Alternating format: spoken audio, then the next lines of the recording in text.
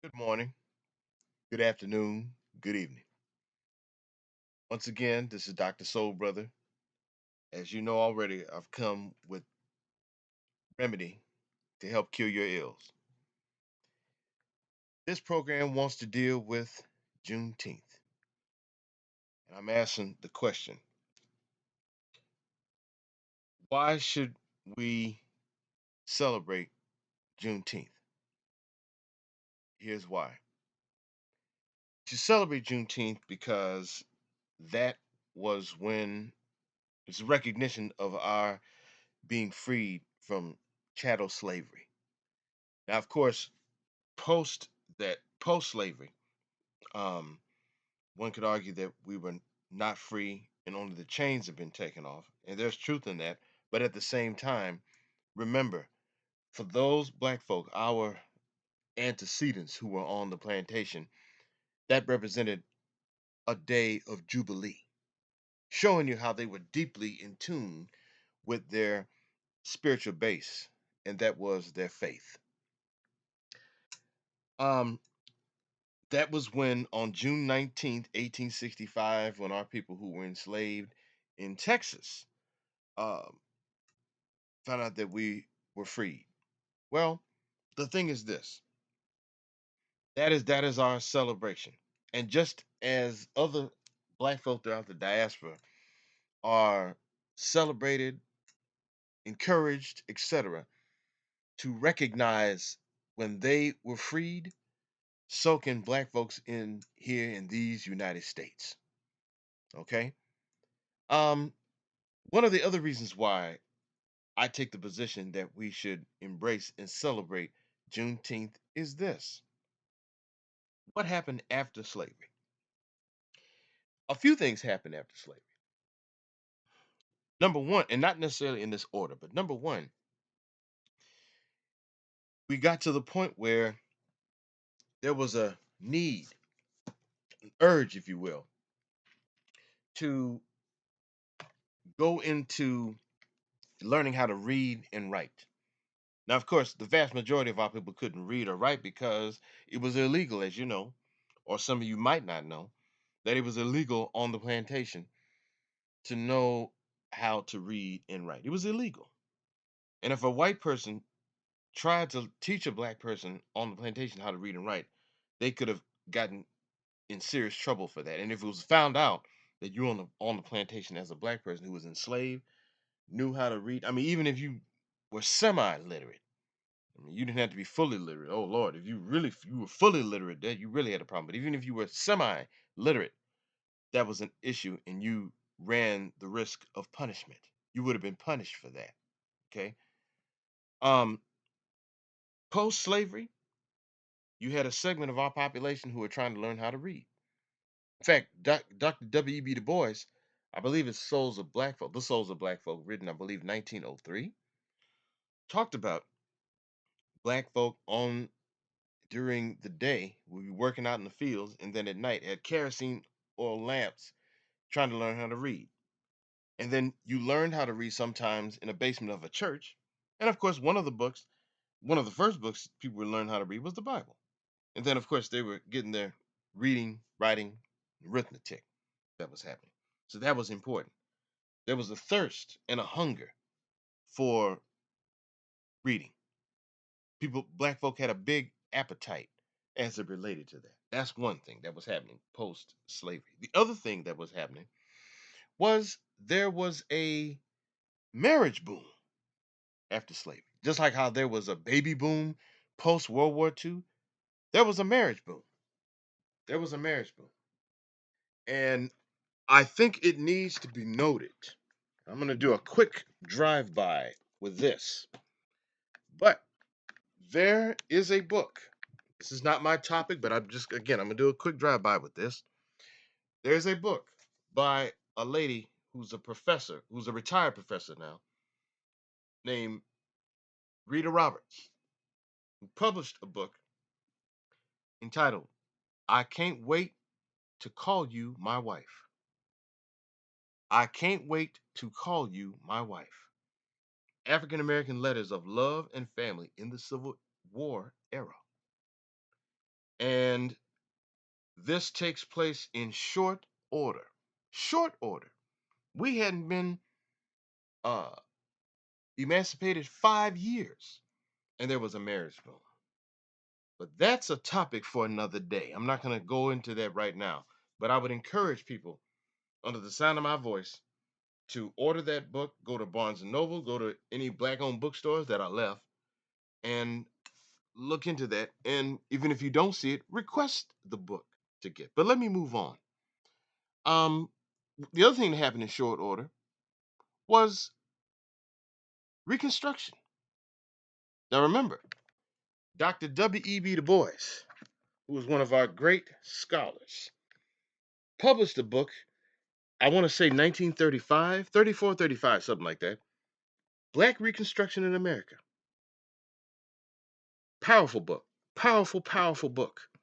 And he goes into the Black Reconstruction period.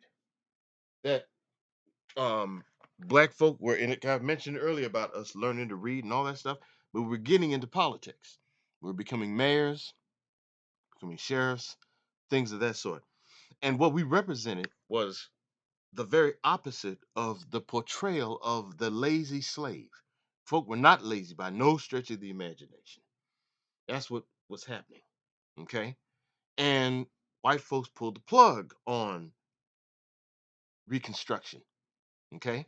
So I would highly encourage you not only to delve into Dr. Du Bois' book, Black Reconstruction, but also a book that was written subsequent to that in 1947, From Slavery to Freedom, by Dr. John Hope Franklin.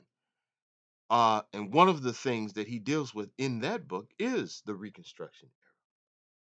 Let me continue.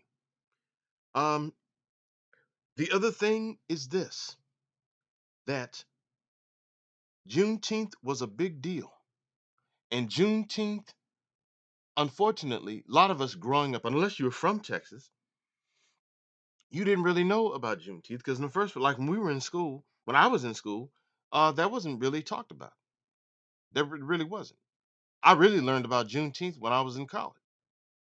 Well, the thing is that if you look at Texas, for example, there was a man named Reverend Jack Yates who was very influential in Texas, in the Houston area, which is why uh, there's a school in his name called Jack Yates High School in Houston, Texas.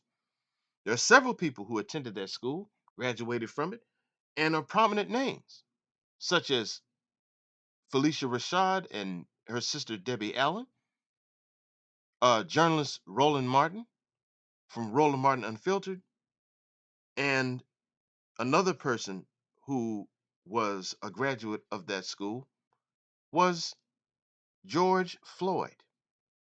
That's right. He was an alum of Jack Yates High School. But I would encourage people to look into Reverend Jack Yates' history to really get an understanding of him and what he represented as it related to Juneteenth. But let me move on. The other thing that happened was post slavery, post institutional slavery was this. Um, Whether you were semi literate, fully literate, or not literate at all, you engaged in trying to gain or regain your dignity. What do I mean by that? What's an example? Okay. Here's an example of that.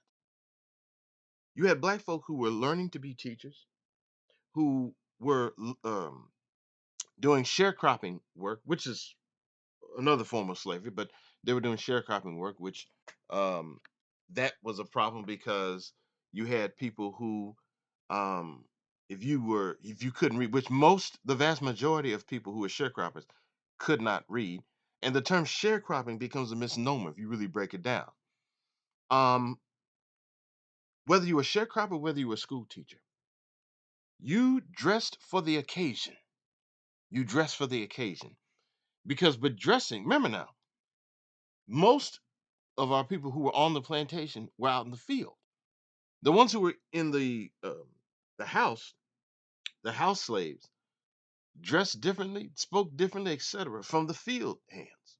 The ones in the field were dressed in ragtags. So when it came to going to church, weddings, funerals, and other occasions, they dressed for the occasion. Why? Because dressing for the occasion gave them a sense of pride and dignity. Again, you're dealing with people, for the most part, who are just in ragtags on the plantation out in the field. So it gave them a sense of pride and dignity. In fact, you saw that even during the Civil War when those black men who, let's say, who served, for example, in the 54th Regiment, uh, who many of them were dressed in ragtags and had no shoes, barefoot. They put on uniforms. Again, it gave them a sense of pride and dignity. Not to mention, they had firearms in their hand and were allowed to shoot at the white men on the opposite side who represented the enemy.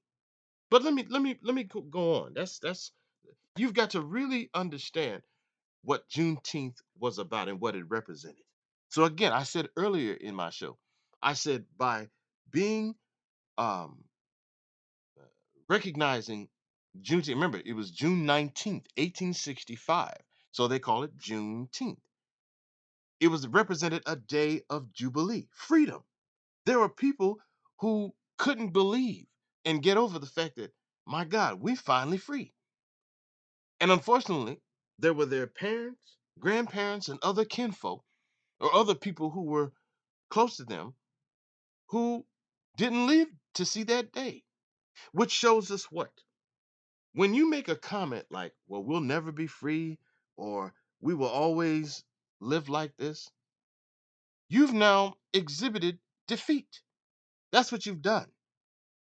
And when you exhibit defeat, what you don't seem to understand is that is exactly what these bastards want you to do, to walk around defeated. No, the thing is this, and this what I'm about to say ties into the spirit of Juneteenth, is that we've got to, in the words of Curtis Mayfield and the Impressions, keep on pushing. After Emancipation Proclamation and Juneteenth and all of that, you had the 13th, 14th, and 15th Amendment. The 14th Amendment did what? Gave us citizenship. Because again, prior to the abolition of slavery on the plantation, you were not citizens. We were not citizens. So that was new. Giving it's a lot into this whole thing with Juneteenth, post uh slavery days, slavery period. That was brand new. Citizens. So your American identity was affirmed. Let me repeat that. Your American identity was affirmed. And this is the thing that these white racist bastards hated. Why do you think that they were hell bent on dismantling Reconstruction? And this is the thing I need people to understand. Here we are in 2024, and you have people walking around right now who want to piss and crap on Juneteenth, who think, oh, this Juneteenth ain't nothing, we ain't really free, and all this kind of stuff. Or, no, this is not my country, I'm not an American, I'm not a citizen. Okay, pause. To you who say that we're not citizens, you have checked out. And when you say this is not my country, again, you have checked out, and you've checked out when you say we're not Americans and we are not Black Americans, African Americans, etc. No kind of American. You have checked out, and what you're doing, you are not being revolutionary, you are being white accommodating. That's what you're dealing with. White accommodation. And in the process, you are becoming, frankly, a bad faith actor, a bad faith actor, and a poor or bad influence on others. Negative influencer, negative. Okay? So this is what you're saying. Okay, the white folks have won, and they're right, and I know my place. I'm gonna keep beating that drum. Dr. Soulbrother will continue to beat that drum because that's real. That's not a figment of my imagination. That's real talk. People who think and talk like that, they are in desperate need of immediate intervention. Intervention. And I would dare say you need to be stretched out on a therapist couch for real, for real. But let me move on. Um, this thing with Juneteenth, now it is official that Juneteenth is a national holiday. This will help to educate those who are not black what Juneteenth is about. It will also help to educate those foreign blacks, be they African, Caribbean, etc., who may be new to the country, that black Americans we have made our mark here on American soil. And it is not only this Juneteenth not only represents black history to be sure, but even broader American history. So to those non-blacks, to those black folk who are foreign, show some respect, put some respect on this. So emancipation, or Juneteenth rather, pardon me. Well, it's connected. Juneteenth represents a notion that we are here and we're not going anywhere. We're not going anywhere. And so it needs to be made clear that there are many of us who intend to stay here and are not going anywhere. And you will have to deal with looking at us. Every time you look in our faces, literally, we are a reminder of what happened here. And we are also reminded that you need to take a good look and deal with it. And we're not going anywhere because this is our country as well. So when it comes to Juneteenth, someone like the lady Miss Opal Lee, I think is her name, who was steadfast in pushing for Juneteenth to be recognized as a national holiday, I salute her for this. We need to take a page out of her playbook because she's up in age and she was literally walking. So clearly, she has the fire in her belly. The fire in her belly. And yours truly, Dr. Soul Brother, has got the fire in his belly. This is a fire you can't put out. Let's understand this. This is what I represent. No. And the thing is this, as Mr. Harry Belafonte, who did not have roots here, he was an American born black man who did not have roots here. He said in the documentary, Sing Your Song, and he was in a car with an activist, a former gang member turned activist, Bo Taylor. May they both rest in peace. Said to him, Mr. Belafonte said to Bo Taylor, I just can't let them win. Now, this is what's interesting. Here's a man who was American born and raised and had no roots here, and yet he had the fire in his belly saying, I cannot let them win. What gets me is that you have people who have roots here, and don't want roots here. And when you hear somebody, I heard somebody on the radio, this is some years ago. Well, some of us don't want roots here. No, that's you don't want roots here. Why? I get it. In terms of folks being bothered by institutional racism and all of that. I get it. But here's how you handle that. You keep on fighting. Like that song by Bob Marley, them, get up, stand up for your rights. You keep and don't give up the fight. No, what it is, folks who think and talk like that. I'm not an American, I'm not a citizen, etc. You have you have exhibited defeat. You're exhibiting it. So what you do is if you are tired, and that can happen, but guess what? You pass the baton down to your children and grandchildren. You don't check out. You do not. And this man right here talking to y'all is not going to let them win. So in closing, I say this. When you look at Juneteenth, you recognize and represent your antecedents who shed their blood on this American soil. Blood, sweat, and tears. Because our blood, sweat, and tears is soaked in the very soil of these United States of America.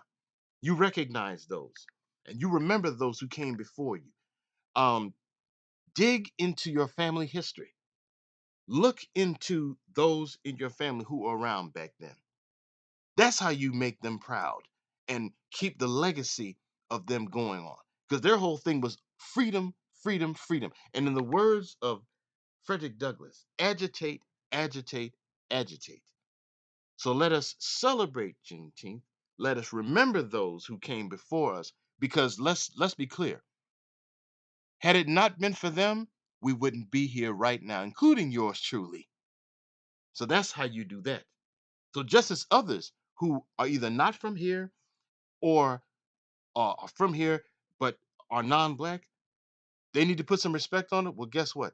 Those of us who have roots here, you should be duty bound, uh, and have feel that you and understand you have a moral obligation to pay proper homage to those who came before us. So celebrate, recognize, and educate your children and others about Juneteenth.